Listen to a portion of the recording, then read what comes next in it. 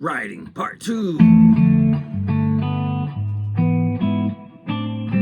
Writing part 2. Electric Boogaloo. Um, I yeah, sorry. I know it's like 2 weeks, 3 weeks after I did the first one. 2, I think. Um, okay. So part 1 is somewhere up there. I would like point to it and then provide a link or whatever. I don't know how to do that stuff. Um, so yeah, you're not getting anything like that from me at any time. Yes. So I have a list here of things. Picking up. First of all, what I said in the last video. Let me clarify. Retro isn't art, right?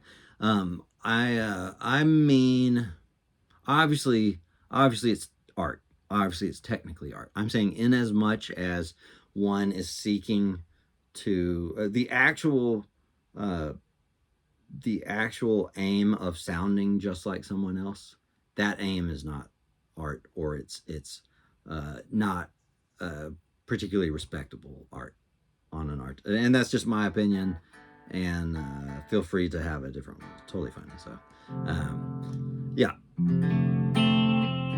Okay, so and then there was a thing around the 40-minute mark of the first video that where I totally forgot what I was going to say, and I remembered what it was. Okay, so there's inevitably going to be a point in your writing where I mean, this is the writing process, right? You're going to be writing something and you're going to get stumped. What goes here? What should go next?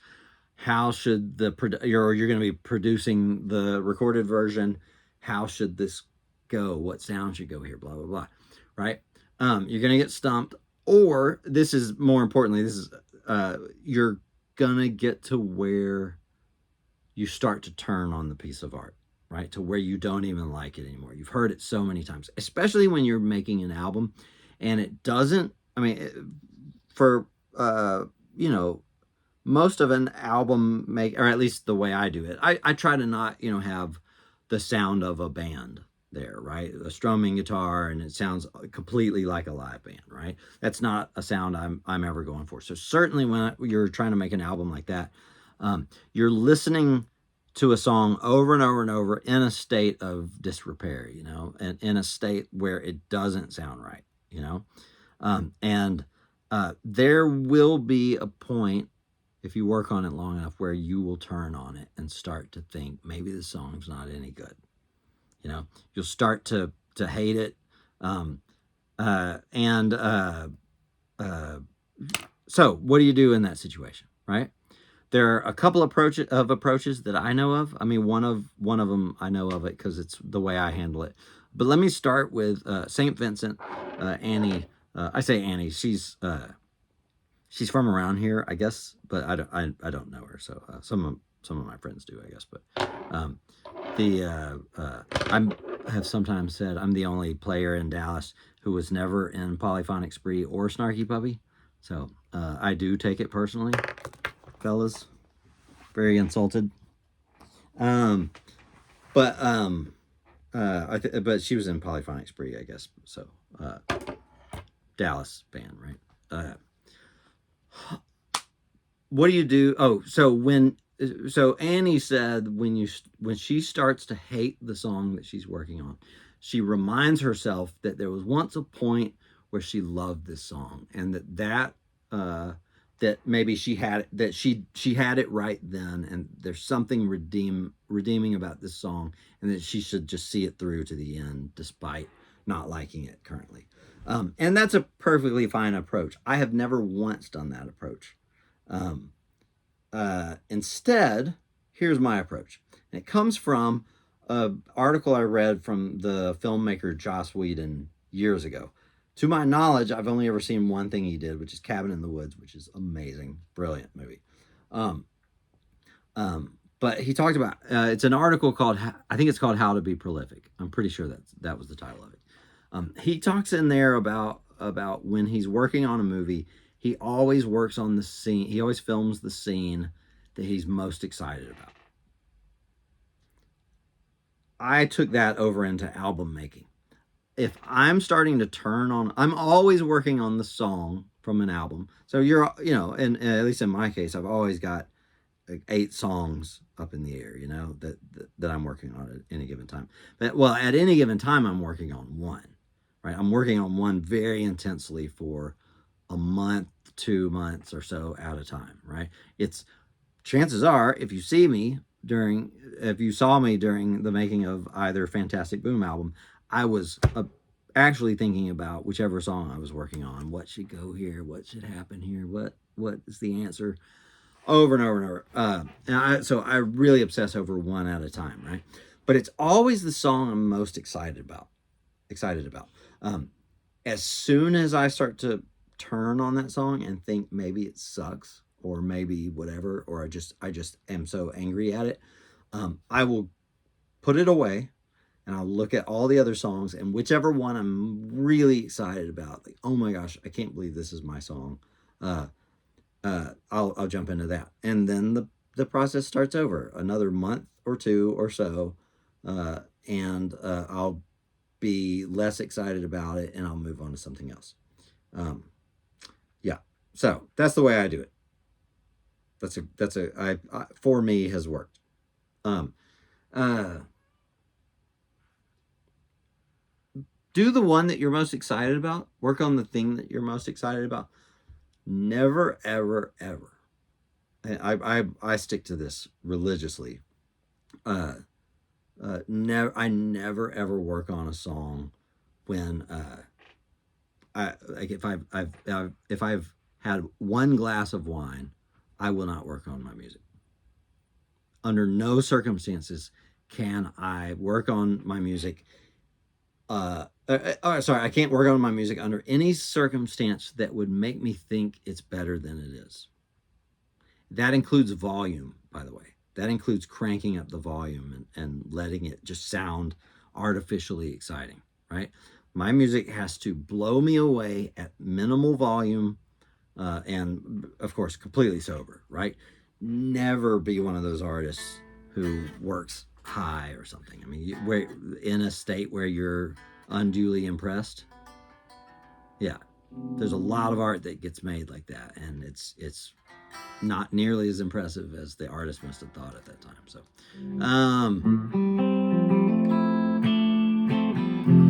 age-old question: lyrics or melody first? For me, it tends to be melody first, but I think you can think of first as like a temporal, which occurred first in time, but also I think of you could think of it as priority.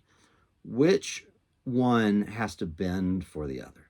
If you have something you want to say and you really want to say it a certain way, does the melody bend to fit those syllables?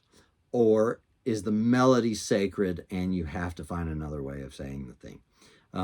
That is inherently a case-by-case basis. Typically, I will come up with I would say probably most examples, I will come up with another way of saying something because the melodies are pretty sacred. And in some cases, it's the other way around. I'll fudge the melody a little bit. From a time standpoint, typically I'll do, which one actually did I write first? For me, it's usually melody first, right? It's often that I'm doing the chords and the melody at the same time. And just as often or more, probably more, that I do the chords first, then the melody, then the lyrics, right? Yeah. Now, the whole time, over your entire life, you should be keeping a lyrics journal, right? So when you come up with an idea, some idea that sounds cool, write it down in your phone, and you just have a well full of lyrical ideas. If you're, and the reason I bring this up is because if you're having trouble, like early on in my lyric writing, I was having a lot of trouble sounding the right amount of obscure, right? Coming up with lyrics that were obscure sounding enough and interesting, not interesting sounding, but not so obvious, not so literal, right? And not so heavy-handed and cheesy sounding. Cheese, by the way, cheese. I think cheese is making your point more obvious than necessary. I try to err on the far other side, which is I would way rather most people not catch something than for it to be obvious to everybody. You got to make that decision at some point. Because believe it, I mean, you watch network TV.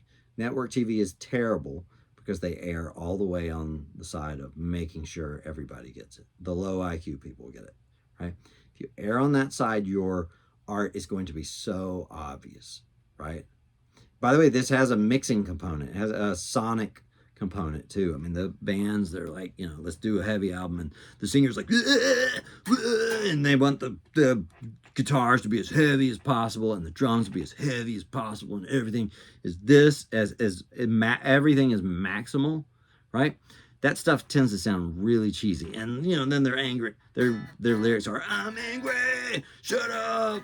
Sorry, picking a fight with Linkin Park, but that "shut up when I'm talking to you," that's a stupid lyric. I'm sorry, it's stupid. Whatever, I'm no respecter of sacred cattle. I would say err, for me at least, err on the side of people not getting it. The movie Signs, I saw it forever and ever and ever ago, and then I saw it once, like, I don't know, probably 6-7 years ago, right?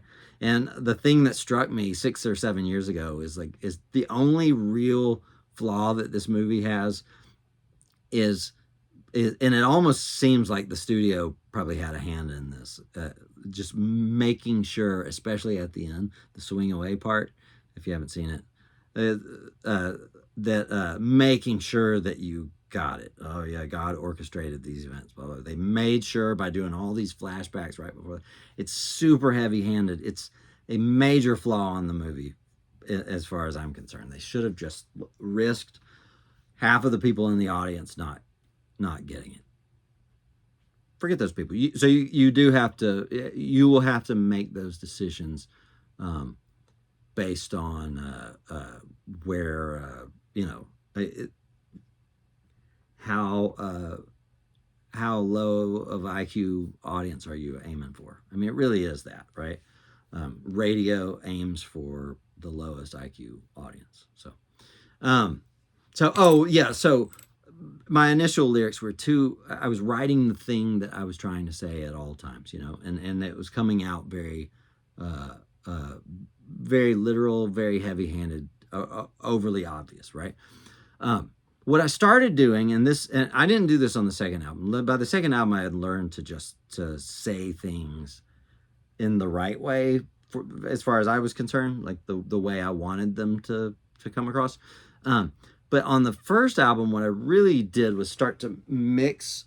So if you have a lyrics journal, some of those lyrics are just going to sound cool, but it's not exactly clear what they mean, right? They're inherently vague. They just have a cool zing.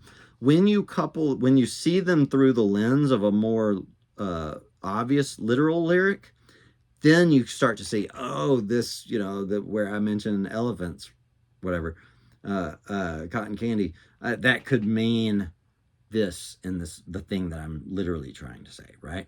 You can see the reference with a TS, right? Reference that the characters, everybody in the vague sentence, the vague lyric can be. So keep a journal of lyrics that just sound cool. When you put them alongside more literal lyrics, their meaning, possible meaning, starts to emerge, and there you go. Off you go. They can have the right amount of obscurity. It's a good way to start to achieve that obscurity if you're having trouble with it. So, next topic. Privilege meaning. I would say probably most writers. I differ from most writers in that it seems like most writers think their lyrics are open to interpretation. By the way, this is a totally non-enforceable notion, right? But they think their lyrics are open to interpretation, and just whatever somebody thinks they mean, then it can mean that for them. I absolutely don't think that. I think the authorial intent, my meaning, is privileged. It is the right answer, and other answers are wrong. There's no way to enforce that. It just is. I think you can either, this is what they mean, and you can either get it or not. And if you don't, yes, it may very well be my fault for being too vague or whatever. But or I just didn't give. Maybe it's a fine thing to have not given all the clues away. But yeah, yeah. I think if you take that approach, if you think your meaning, the authorial intent is privileged, it is what the song means, you can still have room to consider that people's applications to their lives. Like, this reminds me of that time when I was a kid and my dad's head fell off. Those are perfectly, as far as I'm concerned, those are perfectly valid, even in the case of my lyrics, and I'm a jerk, right? So application, but not meaning. Application, not meaning. Next to, you'll probably throw away a number of songs. Okay. So much of making good music, I've come to decide, is training your inner producer. Hearing a song in the future. Hearing a song in the future when it's got the sounds that you think it should have. Like, so case in point, I write most of my songs just me and an acoustic. I want to make sure that there's a great song. Then I go out and generally try to do everything I can to keep there from being the sound of me and an acoustic, right? Because I don't want it to sound Americana or something like that, right? So that second part, de-guitaring the song, is a colossal pain, and I really should do it the way I think other people do, which is they just start with the sounds that they want. I really should do that. If I ever do a third album, then maybe I'll do it that way, because it's got to be way easier. But I think most of us throw away perfectly good song ideas, because when we're playing it and singing it and whatever, when we're playing around with the idea, it only sounds like the sound in the room. And the sound in the room isn't the sound we want. And so we blame the song. We think the song idea sucks, and we trash it. And the failure there is your mind's producer, your internal producer. You need to learn to hear in the future. Hear the sounds this could be made of. Hear the sound of the drums, the sound of whatever, right? Hear a more produced version of it. Hear a version that's made of sounds that you would actually accept. Years ago, this is probably something other people do too, but at least for me, I came up with a trick, which was, I started with somebody else's song. It was a Beach House song. The album Bloom had just come out, and the second track on there, is it called Wild, I think? And I turned on that song, and I decided I'm going to write 3 more sections to this song. 3 more sections to this song. In other words, this song now, one section goes like this. It has this verse and these chords in this melody, and the next section has these chords in this melody, and the next section, the bridge, whatever, has these chords in this melody. What I've done there is hacked my inner producer, because now the song I'm writing sounds like their drums and their guitar and her voice and blah, blah, and their production. I'm writing a song borrowing the production of this song. And in reality, my song is just completely different, but I've hacked my brain into not trashing my song idea, into to hearing that actually the song idea is really great. Now, I say really great. It was a song. It's called Everything. Wait, don't you know I have to be everything? When I wrote the Myth of You and Me. Yeah, I remember I used myth in the lyric, and that was the song on the first. That was the name of the first song on that album. Yeah. But the song was called Everything. Anyway, you'll probably never hear it. I don't care for it anymore. So. But it exists, and in my head now, however the different ways I recorded it, it didn't sound like the Beach House song, but I wrote it in my head sounding like the Beach House song, and it's a great hack, If you're having trouble getting a song even off the ground, do that. Write 3 new sections to somebody else's song. That's maybe a bad way of putting it. Write 3 replacement sections to someone else's song. 3, by the way, I mean, because you're dealing with verse, chorus, and melody, right? The verses are going to be musically more or less the same, probably. The choruses are almost certainly going to be extremely similar, if not identical. And then the bridge. By the way, Fantastic Boom songs, they almost all have the same form. It's verse, chorus, bridge, and the bridge transforms the song. I got that from one of my early influences, which was these 2 Besnard Lake albums. The Besnard Lakes are the Roaring Night, and the Besnard Lakes are the Dark Horse. And one of the reasons I gravitated toward working with Jace was there was this when it hit their bridge. On a lot of those songs, when it hit the bridge, the song would transform into something else. It was so beautiful to me. I loved it. That the way the song would molt. I loved it. So that's what I started doing. Write with a sound that's as close to, I say this, and this is not the way I work, but I don't often like guitars. I try to minimize the guitars on my album. Maybe I've gotten more tolerant of it, of them. But it is important. Like if the machine that you can work best is guitar, if you find an acoustic that really is the sound in your head, it's likely worth the money if you can swing it. If you sit down and it's like, oh my gosh, that sounds like what I would love on the album. That is the sound.